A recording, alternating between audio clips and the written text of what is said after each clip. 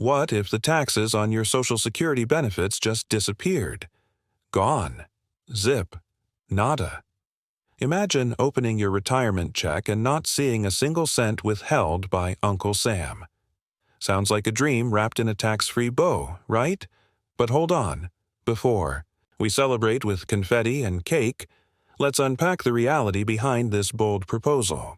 Today, we're diving into the recent push to eliminate federal taxes on Social Security benefits, spearheaded by none other than Donald Trump. We'll explore how we even got to a point where Social Security is taxed, what Trump's plan actually includes, how much retirees stand to gain, and, here's the kicker, the financial storm it could brew in the long run. Let's rewind the tape. Why on earth is Social Security taxed at all? You work your whole life, pay into the system, with your employer pitching in too. And then, when it's finally time to enjoy your benefits, boom, another tax bill. Feels like a cruel joke, right? Technically, it's a classic case of double taxation, and for decades, it wasn't even a thing. When Social Security debuted in 1935, benefits were entirely tax-free. It was supposed to be a safety net, not a taxable income stream. But in 1983, the game changed. Facing serious funding issues, longer lifespans, a shrinking workforce, and mounting obligations, Congress, in a rare bipartisan move, decided to tax up to 50% of benefits for higher-income retirees. Then came the 1993 adjustment, up to 85% of benefits became taxable. And here's the stinger: the income thresholds used to decide who pays that tax. They've never been adjusted for inflation. So now, even middle-income retirees often find themselves in the tax trap. So here's your quick recap: 1935, zero taxes; 1983, 50% taxed; 1993, up to 85% taxed. And today, many folks are still paying up because of outdated thresholds. Fast forward to early 2024.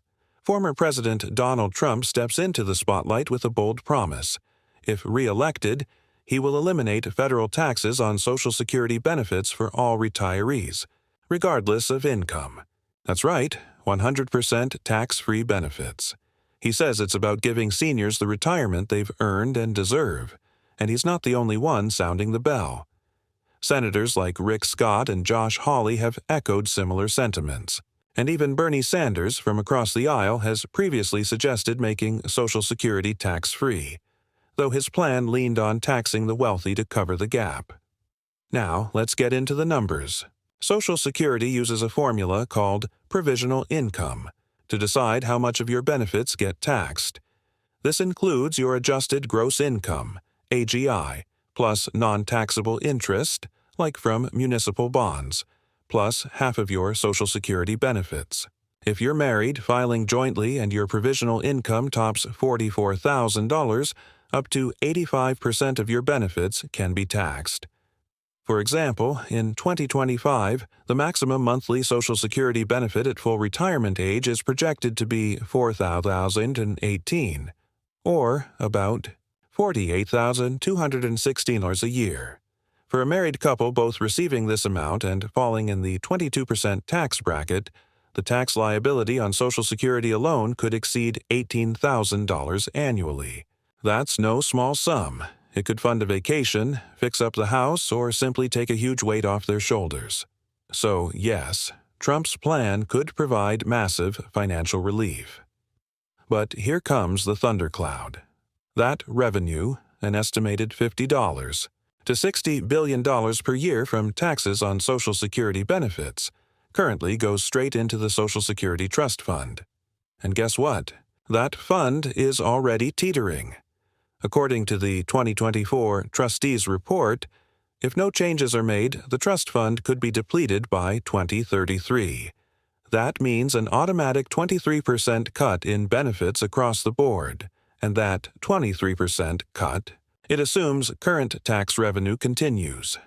Eliminate the taxes and the trust fund's expiration date might hit even sooner, slashing benefits more dramatically and much earlier than projected. So far, Trump's proposal doesn't include any funding alternatives to make up for the lost revenue, no payroll tax increase, no new taxes on high earners, nothing, which leaves us with a shiny, feel-good promise and a huge question mark hanging over the future of retirement security. Without a plan to replace those billions, this move could backfire spectacularly. It might provide a sugar rush of relief today and a nasty crash tomorrow. Congress has a history of playing chicken with Social Security, ignoring the warning signs until they're forced to act. We're talking about a system that's 88 years old and still being treated like a term paper they'll start tomorrow. Only now, tomorrow's deadline is almost here. So, what does this all mean? Eliminating taxes on Social Security benefits is an undeniably attractive idea, especially for retirees already feeling the pinch. It could lift a significant financial burden. But without a replacement funding strategy, the long-term health of Social Security is in jeopardy.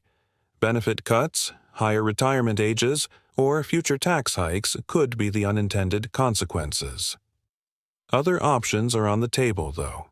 Policymakers could adjust payroll tax rates, tap into general revenue, or rework future benefit calculations. Each of these paths has its own political landmines and economic trade-offs. Still, it's worth considering all avenues before gutting a key funding source.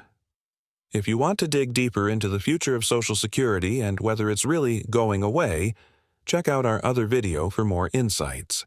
And hey, if this breakdown helped clarify things, go ahead and subscribe, give it a thumbs up, and share it with someone who's planning their retirement. Every bit of clarity counts. Thanks for watching.